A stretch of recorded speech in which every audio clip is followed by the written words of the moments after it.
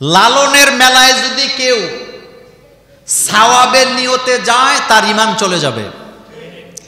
লালনের মেলায় যদি কেউ সওয়াবের নিয়তে যায় তার ঈমান চলে যাবে। বরকতের নিয়তে যায় ঈমান চলে যাবে। মাগফিরাতের নিয়তে যায় ঈমান চলে যাবে। কারণ লালন হিন্দু ছিল না মুসলমান ছিল আজ পর্যন্ত কোথাও খুঁজে পাওয়া যায় না। সে নিজে একটা ধর্ম বানাইছে, ধর্মের নাম দিছে মানব ধর্ম। কি ধর্ম? আর আমরা যে ধর্ম মানি সেই ধর্মের নাম কি? ইসলাম। হাজার হাজার ভিডিও ছড়ায় আছে, লালনের মেলায় গান হচ্ছে। এরা বলবে আমরা তো কারোর কিছু করি না, গান টান গাই। তো চতুর্পাশে গাঁজাও খাইতেছে। কি খাইতেছে? এটা কি কোনো ভালো মানুষের কাজ? কয়েকদিন আগে দেখলাম একজন বলতেছে যে গাঁজা হইল সবজি। গাঁজা কি সবজি? তো আমরা সবজি মনে করে খাই। পৃথিবীতে অনেক জিনিস আছে, একটার মতো আরেকটা লাগে, তো এটা কি খাওয়া যায়? পৃথিবীর সব জিনিসকে আল্লাহ খাওয়ানোর জন্য বানাইছে? তা আমি বলি কুত্তাও তো খানিকটা ছাগলের মতো দেখতে, হাত তাদের পা গুলা, তো তুই কুত্তাও খাইয়া ফেলা। মূলত এরা হচ্ছে সুবিধাবাদ জিন্দাবাদ। লালনের ম্যাক্সিমাম গানের ভিতরে শিরিকে ভরা, ম্যাক্সিমাম গানের ভিতরে মহান রব্বুল আলামিনকে তারা আসামি বানায় গান গাইছে। দেখেন, যেমনে নাচাও তেমনে নাচি। পরের শব্দটা কি? পুতুলের কি? এখানে আপনি কি দেখতেছেন কারে আসামি বানাচ্ছেন? নাউজুবিল্লাহ। তার মানে বুঝাইতেছে আমি যে পাপ করি পূর্ণ করি এটা তুমি আমার দিয়ে করাও, তো তুমি যেমনে নাচাও আমি তেমনে নাচি, আমি পুতুল, আমার কি দোষ? অথচ ভালো মন্দ দুইটা রাস্তাই বলে দিছেন কে? আসতে বলেন কে দেখাইছে? এটা সঠিক, এটা বেঠিক, এটা রাইট, এটা রং। দুইটা রাস্তা আল্লাহ দিছেন, একটা হচ্ছে গোমরাহ আর একটা হচ্ছে হিদায়াত। আল ইসলামু হাক্কুন অল কুফরু বাতিল, আল ইসলামু নূরুন অল কুফরু যুলুমাত। আল ইসলামু হাক্কুন, ইসলাম হচ্ছে হক, অল কুফরু বাতিল, কাফের হলো কি? বাতিল। আল ইসলামু নূরুন, ইসলাম হচ্ছে আলো। বলেন ইসলাম কি? আলো। আল ইসলামু নূরুন অল কুফরু যুলুমাত, আর কুফর হলো কি? অন্ধকার। তো আমরা আলোটা নিব না অন্ধকার নিব? আচ্ছা, আরেকটা গান ইদানিং খুব ভাইরাল হয়েছে না, সেটা কি? সেটা হলো আমার তরি যেন ডুবে না, আমার নৌকা যেন মানে ডুবেও না বাসেও না। তো কোনটা হবে? হয় জীবন না হয় কি মরণ। কথা কন না কেন? হয় জীবন, আর কিছু আছে নাকি আমাদের জীবনে? তবে একটা কথা মনে রাখবেন, আমাদের জীবনে মৃত্যু মানে জীবন শেষ নয়, মৃত্যু মানে অনন্তকালের জীবন শুরু হইল মাত্র। সুবহানাল্লাহ। মৃত্যু মানে হলো অনন্তকালের জীবন কি শুরু, মৃত্যু মানে শেষ নয়। অনেকে মনে করে আত্মহত্যা করলে বোধহয় আমার জীবনটা শেষ হয়ে যাবে। না, তোমার জীবন মাত্র শুরু হয়েছে, এখান থেকে শুরু। এই জীবনের আর কি নাই, শেষ নেই।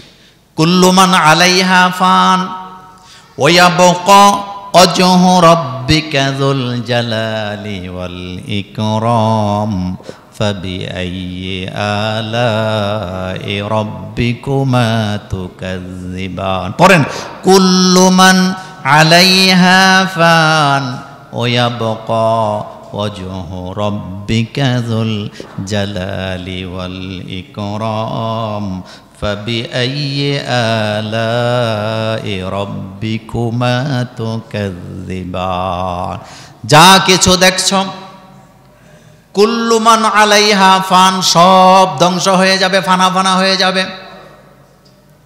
ওয়া ইয়াবকা ওয়াজহু রাব্বিকা যুল জালালি ওয়াল ইকরাম, তোমাদের রব যিনি তিনি একই অবস্থানে থাকবেন, তার শুরুও নাই, তার শেষও নাই। তোমরা রবের কোন কোন নেয়ামতকে অস্বীকার করবা? পৃথিবীতে আমাদেরকে নেয়ামত দিয়ে ডুবায় রাখছেন কে? এজন্য একজন মোমেন কখনো সাধুবাদে বিশ্বাসী হতে। সাধুবাদ বলতে আমরা কি বুঝি? সাধুবাদ বলতে আমরা বুঝি যার দিন দুনিয়ার কোনো কি নাই, খবর নাই। শোনেন, লালনের আখড়ায় আমি গেছি। লালনের আখড়ার জাদুঘরে ঢুকলে একটা হুক্কা পাইবেন, ডাবা। কি পাইবেন? ডাবা। জিজ্ঞেস করছিলাম এইটা এখানে কেন? কয় উনি এটা খাইছে তো এটা রেখে দিছে। পৃথিবীতে আগমনকারী কোন নবী হুক্কা খাইছে? পৃথিবীর কোন আপনাদের পিসাব, আপনারা যাদেরকে আলেম মানেন, আপনাদের মসজিদের ইমাম খতিব যদি হুক্কা খায়, ইমামতিতে আপনারা রাখবেন? আমাদের দেশে সাধু সন্ন্যাসী বলতে বোঝায় ভালো মানুষ পাগল সাজা। ভালো মানুষ কি সাজা? পাগল সাজা। দাড়ির ঠিক নাই, চুলের ঠিক নাই, জামা কাপড়ের ঠিক নাই, কখন খায় কখন পরে কখন কি করে কিছুরই ঠিক নাই, তারে মনে করে সাধু। অথচ রাসূলুল্লাহ সাল্লাল্লাহু আলাইহি সাল্লাম কত পরিপাটি ছিলেন। আল্লাহ নবীর সৌন্দর্য দেখে অনেক মানুষ কালিমা পড়ে মুসলমান হয়েছে। وقال الذين كفروا لا تسمعوا لهذا القرآن والغوا فيه لعلكم تغلبون। কাফেররা বলে তোমরা কোরআন শুনবা না। তারা ঘোষণা দিলেন মক্কায় কাবা ঘরের সামনে একটা পাগল এসেছে, নাউজুবিল্লাহ পড়েন। পাগলটা কি বলে তোমরা শুনবা না, পাগলের কাছেও তোমরা যাবা না। এখন আপনাদের কাছে জানতে চাই, আমার নবী কি পাগল ছিল? পাগলের একটা বেশভূষা আছে, আমরা পাগল দেখলে, তার বেশভূষা দেখলেই বুঝি লোকটা কি পাগল। আমার কলেজার ভাইয়ারাম, আবু জাহিল আবু লাহাবরা ঘোষণা দিছে মক্কায় একটা পাগল আসছে, পাগলটা কি বলে তার কাছে যাবা না, তার কথা শুনবা না। লোকেরা বলতেছে পাগল তো কতই আছে, পাগলের নামে আবার পাবলিসিটি হবে কেন? কেমন পাগল এটা একটু দেখা দরকার আছে।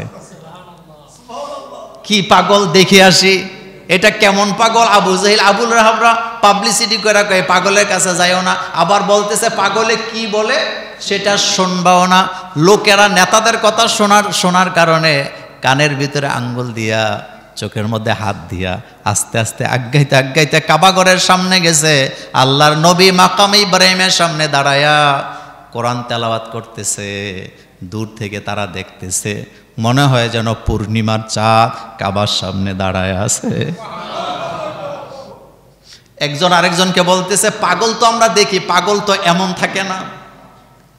পাগলের জামা কাপড়ের ঠিক থাকে না, চুল দাড়ি ঠিক থাকে না, মোচ ঠিক থাকে না, জামা কাপড়ে ময়লা থাকে। আর এটা কি মানুষ না চাঁদ? এত সুন্দর কি মানুষ হয় নাকি? এত সুন্দর কি মানুষ হয় নাকি? তারা বলেন এটা তো পাগল হবে না। আচ্ছা ঠিক আছে, এত সুন্দর মানুষটা বলেটাকে একটু শুনি। তাদের কান দিয়া কোরআনের তেলাওয়াত ঢুকতেছে, যেই তেলাওয়াত করতেছেন স্বয়ং মুহাম্মাদুর রাসূলুল্লাহ সাল্লাল্লাহু আলাইহি সাল্লাম। আল্লাহ পাক বলছেন ওয়া ইযা তুলিয়াত আলাইহিম আয়াতুহু যাদাতুহুম ঈমানা। আমার বান্দাদের কানে যখন কোরআনের আওয়াজ তেলাওয়াত করে শোনানো হয়, তাদের কলিজার ঈমান আমি আল্লাহর বাড়ায়া দেই। এতে তো পাগল হবে না। আর ভালো মানুষ কি সাজে? পাগল সাজে। পাগলের উপরে কোনো শরীয়ত নাই। মানে পাগল সাজতে মনে হয় যে সুবিধা আছে, নামাজ রোজা লাগবে না, এমনিতে সেলসালায়া জান্নাতে চলে যাবে। কোন মুসলমানের সন্তান এই আকীদায় বিশ্বাস করতে পারে না যে যেমনে নাচাও তেমনে নাচি, পুতুলের কি দোষ? প্রশ্নই আসে না। এই পৃথিবীর মানুষ, কিছু কবিরা, কিছু গায়কেরা মানুষের বডি নিয়ে গান গায়, নারীর সৌন্দর্য নিয়ে গান গায়, কিন্তু এই মানুষের দেহটা যিনি বানিয়েছেন সেই আল্লাহকে তারা ভুলে যায়। এই যে দেহটা আল্লাহ, মানুষের দেহটা যে আল্লাহ বানাইলেন, মানব দেহ যেটাকে বলে, এই দেহের কৃতিত্ব কি মানুষের না আল্লাহর? বানাইছে কে? তো কৃতিত্বটা কার?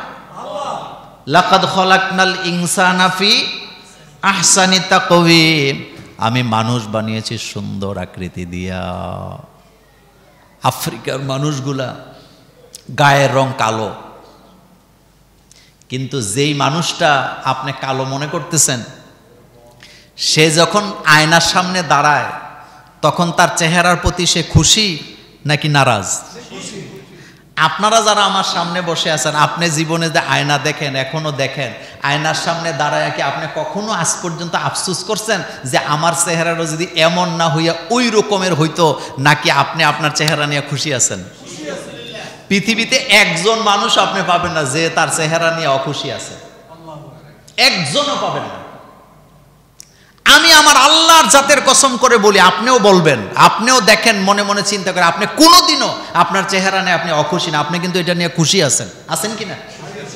আমি খুশি আছি, সবাই খুশি, কারণ আল্লাহ তাকে এমনভাবে বানাইছেন, তার নিজস্ব আকৃতি দিয়ে আল্লাহ তাকে বানাইছেন। এর অর্থ হলো যে যেমন হওয়া দরকার আল্লাহ তারে তেমন করেই বানাইছে। কিন্তু আল্লাহর কাছে দামি হলো তাকওয়া। বলেন, আল্লাহর কাছে দামি কি? তাকওয়া। তাকওয়াটা দামি। সেজন্যে মাথা নত করতে হবে কার কাছে? সেজদা দিতে হবে কাকে?